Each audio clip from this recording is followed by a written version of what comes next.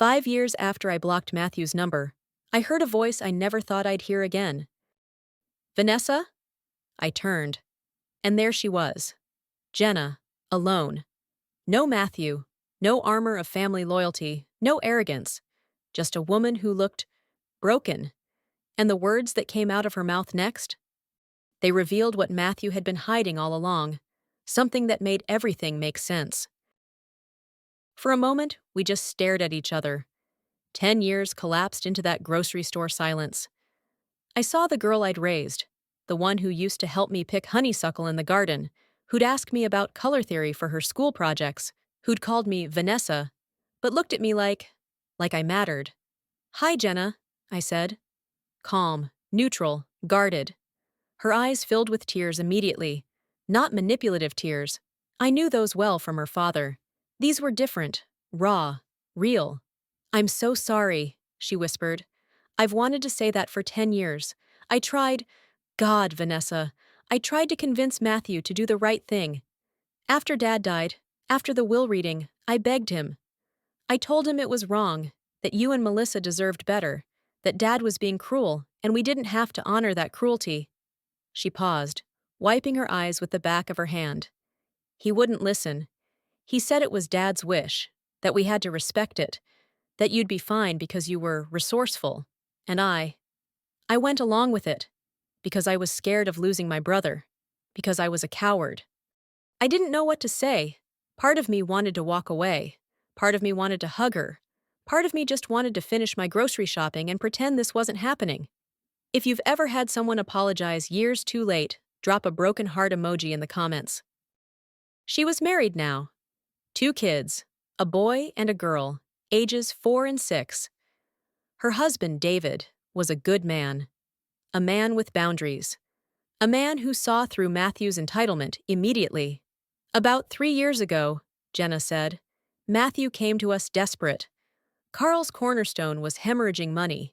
He'd lost clients, couldn't keep employees, and was drowning in debt. He asked David for a loan, $80,000, to save the business. David said yes, not for Matthew, but for me, because he knew I still felt guilty about what we'd done to you. He thought maybe if Matthew got back on his feet, I could finally forgive myself." She laughed bitterly. "Matthew gambled it away, not on the business, on actual gambling, poker, sports betting, trying to make it back quickly so he wouldn't have to admit the company was failing because of his incompetence." My jaw dropped. The golden child, the entitled heir, the arrogant son who thought he deserved everything because of his last name. When David found out, he set a boundary. He told Matthew he wouldn't enable his destruction anymore, that the loan was forgiven, but there would be no more money, no more bailouts. And Matthew, Jenna's voice cracked. Matthew threw a tantrum, called David controlling, called me disloyal, said I was choosing my husband over my real family. He screamed that Dad would be ashamed of me, that I was betraying his legacy. Matthew's downfall is wild. If you saw this coming, comment karma below. I sat there, processing. The company I'd fought so hard to save, destroyed by the son who thought he deserved it. The brother who'd chosen inheritance over integrity, isolated and alone. The karma was almost poetic. But what struck me most was Jenna. Sitting there, vulnerable, owning her mistakes, having chosen boundaries over blood.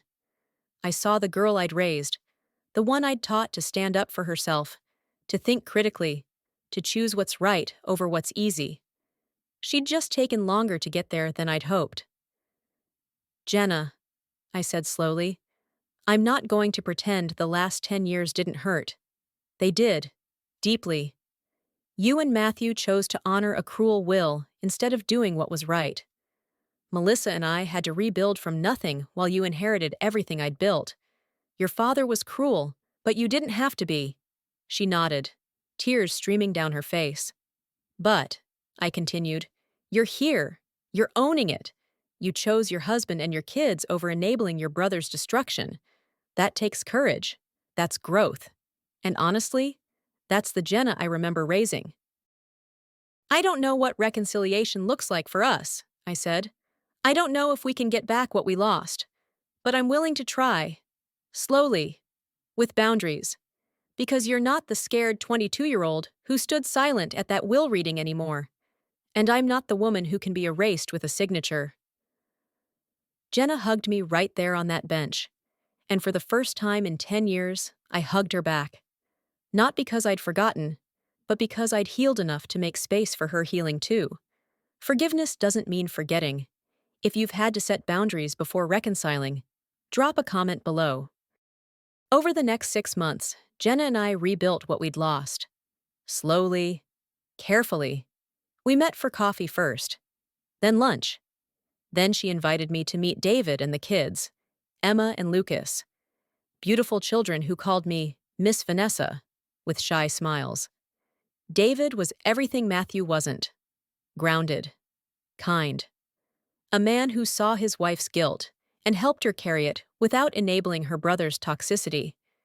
He apologized too, for not pushing harder earlier, for not understanding the full scope of what had been taken from us. I knew the story, he told me over dinner one night, but I didn't understand it until I saw Matthew's entitlement up close. I'm sorry it took me so long to set that boundary. Melissa was cautious at first. Understandably. She'd been 17 when Jenna chose silence. She'd been the one who watched me cry in the car after that will reading.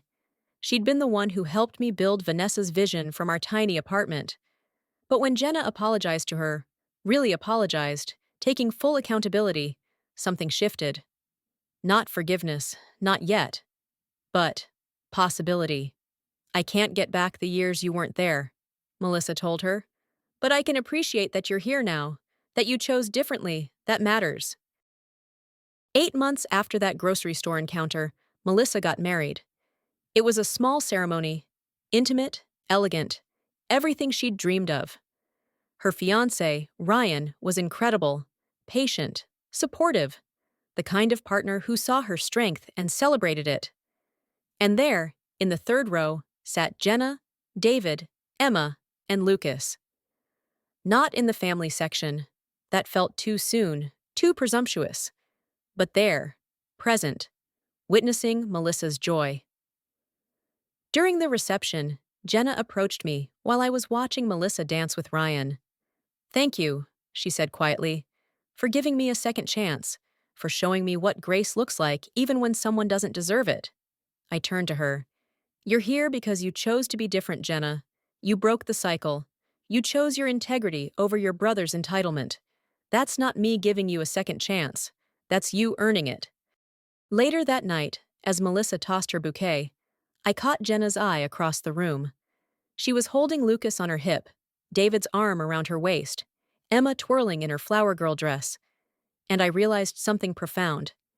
This wasn't about getting back what was stolen. It wasn't about Matthew finally facing consequences or Carl's cornerstone crumbling. It was about building something new, something healthier, something chosen, not inherited. We weren't the family we were before. We were better, because this time we'd all chosen to be here. If you're watching this and you've been erased, discarded, or left with nothing by people who were supposed to protect you, hear me.